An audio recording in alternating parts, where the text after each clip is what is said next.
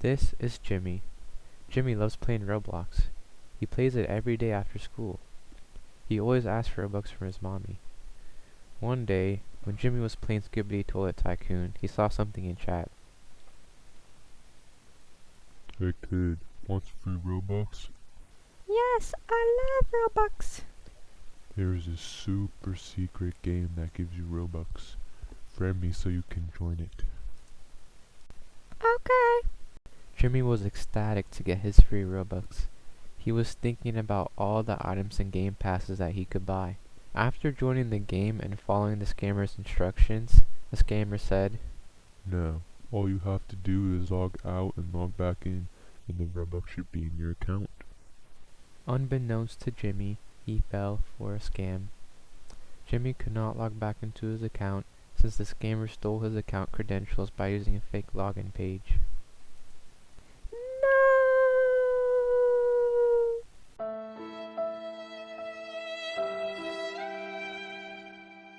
The scam that Jimmy fell for is what we call a social engineering attack. Social engineering is defined by the psychological manipulation of people into performing actions or divulging confidential information. Essentially, it is tricking someone into doing something they shouldn't do. Some of you maybe have heard of this before, but what you may not have known is the different types of social engineering techniques. These include phishing, no, not phishing, vishing, smishing, pretexting, farming, and baiting. Let's look into them some more. First we have phishing, which is sending fraudulent emails where the sender tries to convince the recipient that they are trustworthy in order to gain sensitive information. Some of these phishing attempts can be pretty obvious, however, some of them can be harder to detect. Let's take a look at this example here. On the surface, this looks like a pretty legitimate email, but you always have to be careful to not let your guard down. This very well could be a phishing attempt. Clicking on the link could redirect you to a fake login page that looks exactly like the real one. Now, the first step in defending against phishing is to identify it. Now that we have identified that this is a possible phishing attempt, we should try to verify the sender's authenticity. Check to see if this is the actual My University staff that is sending you this email. Check the sender's email address with the known real email address. myuniversitystaff@gmail.com versus myuniversitystaff with 3 F's. It could just be one letter different. Another method you could do is to contact the actual staff to verify that this is a legitimate email. Now, some other things to watch out for are bad grammar, creating a sense of urgency, and suspicious attachments. Next, similar to phishing, is vishing. Instead of fraudulent emails, with vishing, it's fraudulent voice calls. Vishing is known to be especially effective since naturally real-time voice conversations are more nuanced than written conversations. Malicious callers take advantage of this nuance and try to create an aura of urgency, trust, or even both. Like phishing, some phishing attempts can be obvious, like the Indian Microsoft support technicians. Do not redeem! Do not redeem the card! What? While others can be more subtle.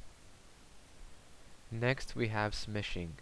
Smishing is basically the same thing as phishing, just with text messages.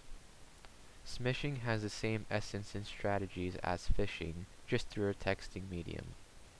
Some examples include UPS messaging you that your package has shipped, and then providing a malicious link. These next 3 techniques that I will be talking about are not mediums of social engineering, but rather things that you should look out for. These next 3 techniques are commonly used in conjunction with one of the 3 mediums, email, voice, and text, and are indicative that a social engineering attack is taking place. For 4, we have pretexting. Pretexting is basically fake news. You are fake news. Sir, go ahead. Can you It's the use of a fabricated story in order to trick the victim to trust them. There is no concrete way to defend against it, other than to always be aware and always be smart. Question the context of the story. If it doesn't add up, then it could be malicious. You should always question someone if they are asking you to give away personal information. In social engineering attacks, there is almost always some type of pretext.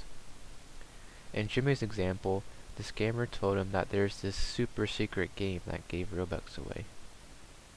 Let's take a look at an example of pretexting. Do you notice what the pretext is? The sender is trying to convince the receiver that they need them to personally run a task for them ASAP, and that they are busy and caught up in meetings all day. Next we have farming. Not farming. Farming is a unique social engineering technique. There is no user interaction, but rather it is the use of malicious code to redirect victims to fake websites in order to steal data. Farming manipulates files within the system to trick the websites to redirect to fake ones. You could think that you're browsing normally, when in reality some of the websites you're visiting could be fake and exfiltrating data from you. While it can be harder to detect farming, it's not impossible. The best way is to always check the URL, which is the website link, for the websites you're visiting and verify it's legitimate. Common things to look out for include spelling mistakes. Number 6 is baiting. Baiting is offering false promises or false rewards. Baiting is seen all over the internet with things like free movies, games, and currencies. Baiting was used to trick Jimmy into giving his login away. He was promised free Robux. The best way to protect yourself against these baiting attacks is to literally just avoid them. Remember, if it seems like it's too good to be true, then it is too good to be true. To conclude, we have phishing, which is malicious emails, phishing, which is malicious calls, smishing, which are malicious texts, pretexting, which are fake stories, farming, which is automatic website redirection, and then baiting, which are false promises or rewards.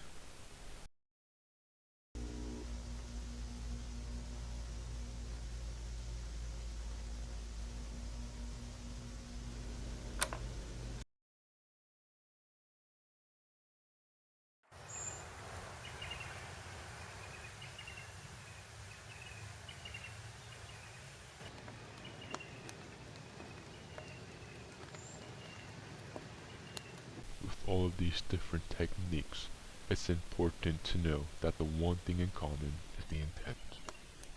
The intent of social engineering attacks is to gain something purely for the attacker's benefit, done through creating an air of trust or urgency. If you are able to identify that intent and the attempts to create trust or urgency, then you will surely be secure on the internet. If only Jimmy knew this.